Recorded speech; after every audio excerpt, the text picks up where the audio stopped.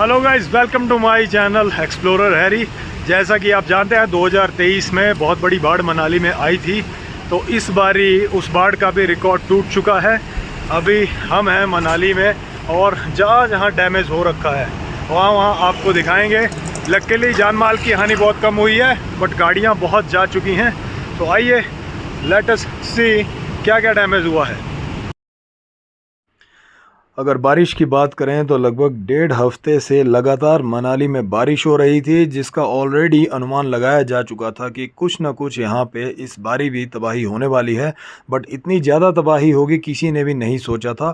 और इस तबाही की ड्यूरेशन अगर देखी जाए तो सिर्फ कुछ घंटों में ही ये तबाही मच गई।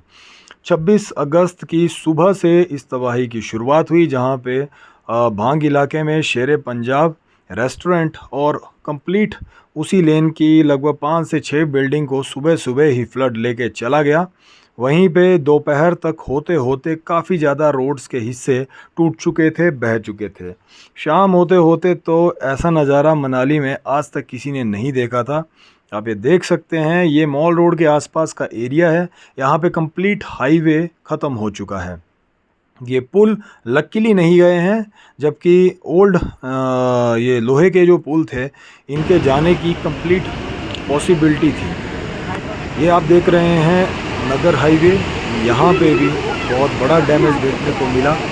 अब यहाँ से भी कंप्लीट आइसोलेशन हो चुका है। एलियो बरीनी शुरू और अप टू द नगर, इस रूट के ऊपर कोई भी गाड़ी इस समय नहीं जा सकती है। और ये बहुत ही बड़ा डैमेज है। काफ़ी हाइट के ऊपर ये रोड था।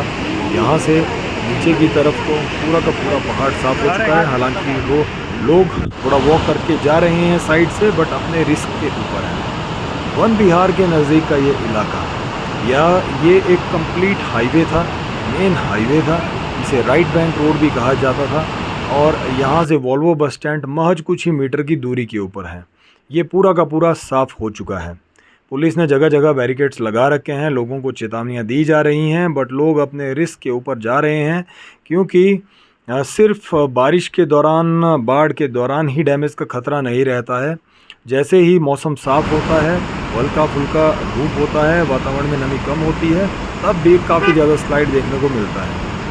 वन विहार का, स्पेशली अपर वन विहार का ये एरिया आप देख रहे हैं। यहाँ पे बहुत बड़ा पत्थर जो कि वन विहार का पार्ट हुआ करता था, अब नदी के बीच में शोभा इसकी बढ़ा रहा है। बिजली की बहुत बड़ी किल्लत लगभग हफ्ता भर देखने को मिली, जिसकी वजह से काफ़ी ज़्यादा लोगों को प्रॉब्लम हुई। जैसा कि मैंने आपको बताया कि बारिश ख़त्म होने के बाद भी स्लाइड्स देखने को मिलते हैं, तो तिब्बती कॉलोनी में ऊपर से पहाड़ सरकने की वजह से यहाँ पे नीचे बिल्डिंग में रह रहे लोग अपना सामान लेके सुरक्षित स्थानों पर पहुँच रहे थे। ये है वशिष्ठ हाईवे। यहाँ अगर बोला जाए तो रोहतांग मार्ग इसी को कहते हैं। वशिष्ठ से लगभग कुछ ही मीटर की दूरी के ऊपर ये पूरा का पूरा हाईवे ख़त्म हो चुका है। यहाँ पे भी किसी ने नहीं सोचा था कि ये कंप्लीट हाईवे ही कुछ ही मिनटों में नदी में समा जाएगा। और नदी में अगर आप नज़र देखेंगे तो काफ़ी बड़े बड़े स्ट्रक्चर, जिनको उठाने की या जिनके बहने की कोई कल्पना भी नहीं कर सकता था, वो स्ट्रक्चर नदी में बह के आए हैं।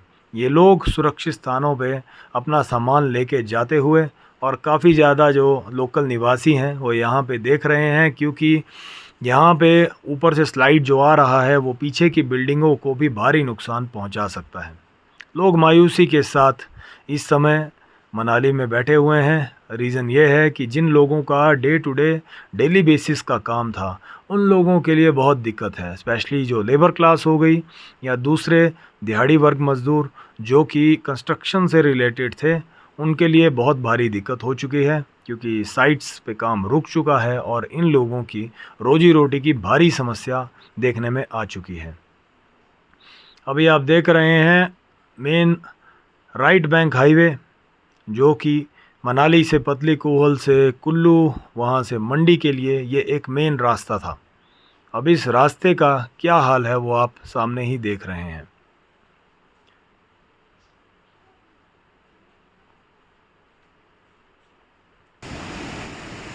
वन विहार से लगता हुआ यह इलाका कुछ ही मीटर की दूरी पर यहाँ से वॉल्वो बस स्टैंड है।